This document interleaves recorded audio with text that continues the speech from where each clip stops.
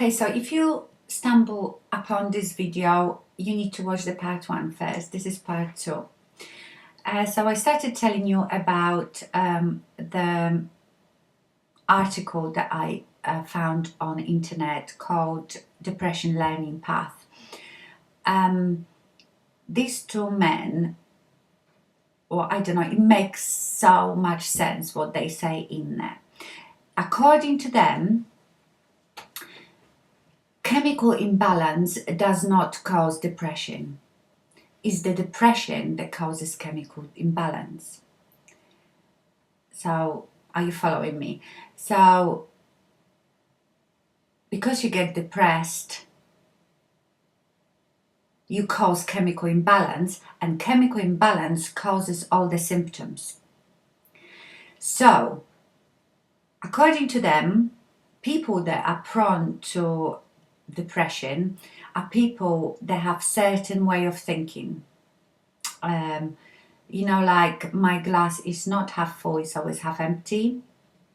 People that worry constantly about everything make, big thing out of nothing. People that think very much black and white, everything is wonderful, everything is crap, there is no in between. And I am like that, I must admit. So what they say you should practice is the positive thinking, and I have been doing that, but it's very hard. You need constant help. That's why you should have counselling when you're depressed. But if you live in the UK, you know that it's almost impossible unless you pay for it, which is very expensive, to get counselling on NHS. I tried, believe me, and they told me, oh, he's got nothing this month. So what about next month? Oh, he's got nothing next month. A month after that, oh, his diary doesn't go that far. So yes, it's very hard to get it. Hopefully it will get better.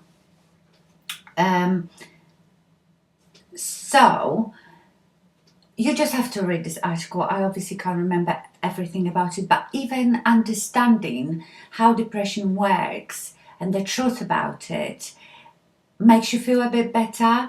And I think that's what really helped me, because I found this article, I don't know, before summer, and I started practicing the positive thinking. So I would wake up every morning and say to myself, what am I grateful for? I would think of all the good things that I have in my life, instead of constantly thinking, oh, I want this, I want that, oh, what a shame I don't have this, I wish I had this. I started thinking, why am I so lucky? Because I am lucky. And I started practicing yoga at home, which was like relaxation and breathing exercises and meditation. It's very hard, very hard. You have to learn it really, because my brain goes 100 miles an hour constantly. I cannot go to sleep without reading a book for an hour at least. Otherwise I just think, worry, and I can't sleep.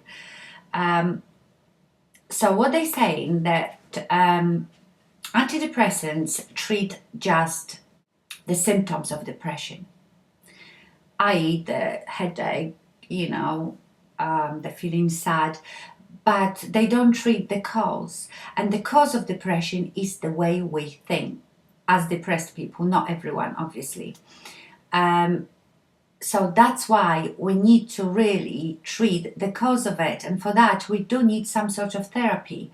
And honestly, it's so much better to talk to someone about it than keep it inside, and make the people around you to understand what depression is if they don't. Because I know some people can be, oh, just get over it, you've got nothing to be sad about, your life is brilliant. And I tell you, it doesn't matter if you have money, if you have everything you want, if you're depressed, none of it matters.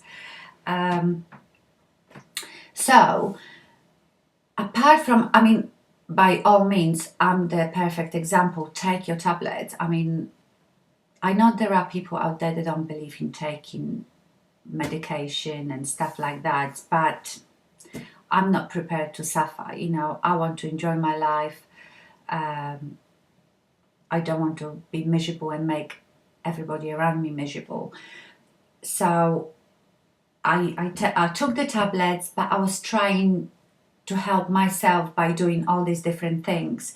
And that article really helped me. And that's why by the summer I felt so great that when my doctor said to me, "Oh, I think you should come off the tablets," I thought, fine, yeah, I'm sure I can do it because I feel great now. And look what happened. I stopped doing all my meditation, all the other things. The winter came. I think I'm not coping so well with the miserable short days. And I'm back to square one. So I think I should really have some sort of therapy and I might look into it. What makes me laugh when you go for your checkup every 2 months and they give you this little questionnaire that they score you on to see how depressed you are, if you're by any chance suicidal, and that is just so pointless and they don't have time for you at all. They like, just quickly fill this in, look at it, score you, yeah, okay. I mean, if you're on antidepressants, obviously you're going to feel better, so your score is going to be better. What's the point of doing it? Unless, I suppose, your antidepressants don't work and you do feel suicidal, but I'm sure you would then come to the doctor and tell him yourself about it.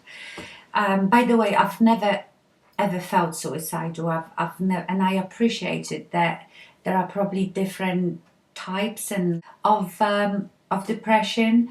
I just felt sad constantly. Nothing was fun in my life. I was irritable. I was miserable. I just wanted to be left alone, preferably in a dark room by myself, and cried a lot. So I have never felt suicidal. I sort of felt that there was no point to my life, but I was quite happy to just vegetate, I suppose. So yeah, it's not a very nice place to be in. I started, apart from obviously all these things I told you, I did positive thinking, yoga, meditation. I used to walk every day. Walk, and that used to always make me feel better. But of course, as soon as my tablets kicked in and they took over and they were doing the job, I stopped walking because, as you all know, I'm not too keen on exercise. But I started walking again. So hopefully, I am going to go back to my doctor, see if they can do something else for me. But to be honest, I really don't mind taking the tablets. They didn't have any side effects. Oh, by the way, let me tell you, I was on citalopram and that didn't work so well. I started getting heart palpitations, and someone I know is a psychiatric nurse, and he said that some antidepressant tablets can cause that, and that's almost like an anxiety attack. It's just like, it felt like my heart was dropping and sometimes like I couldn't breathe, even in bed. And you would think it would happen when you worried about something. No, it would happen when I was sitting quietly reading or watching telly. And he said, you have to go back to your doctor and maybe change your medication. So that's what I did, and they changed my medication to Lustral, yes, from citalopram, and that worked fantastically for me. I don't mind taking the tablets. They don't have any side effects on me. They say you shouldn't drink alcohol, but I think only because alcohol, it's a depressant anyway. But I do. If I go out, I drink alcohol, and I don't have any side effects whatsoever. I just feel fantastic. So, you tell me, I'm not going to sit, whatever I've got left of my life, spend it being miserable and crying and making everybody else miserable. I want to enjoy my life, and I want to be happy. So I'm just going to take them, and that's that. I always say, there is so many people out there, insomniacs, that are living on sleeping tablets, which are very, very addictive. There are people with chronic backache that live on painkillers all day life, which are very, very addictive. So, what's wrong with me taking antidepressants if that's what gives me better quality of life? And I'm not ashamed of it. We know now that there is so many people there and with living with depression, and depression is so widely recognized now, and there is so much more help out there. You just have to find a good doctor, I suppose. That we don't have to hide it anymore. I know long time ago, if a woman had postnatal depression, she was sent to a mental institution, but I don't think that's the case now. We're not being treated as freaks, it's just we have an illness, we have a chronic illness like diabetes, like chronic backache, like being an insomniac. What's the difference? So to all of you out there, honestly, take the drugs, but do something else as well. Please read that article. It's fantastic.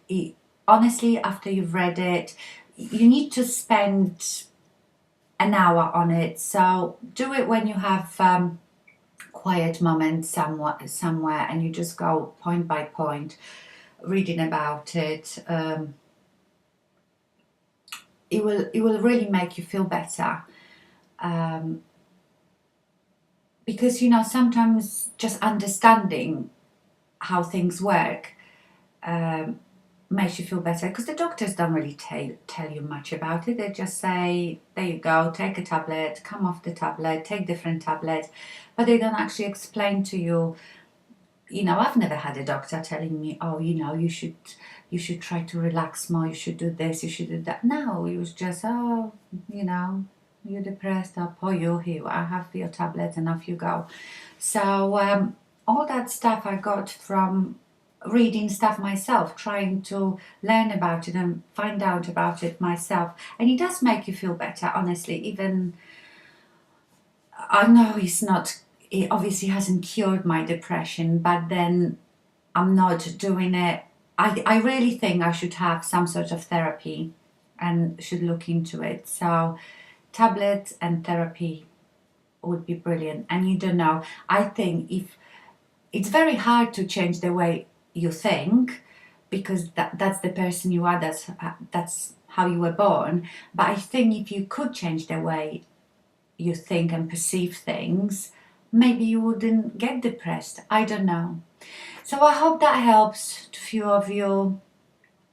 Please leave me any messages in my inbox, or if you want to ask me any questions, I'm happy to answer them.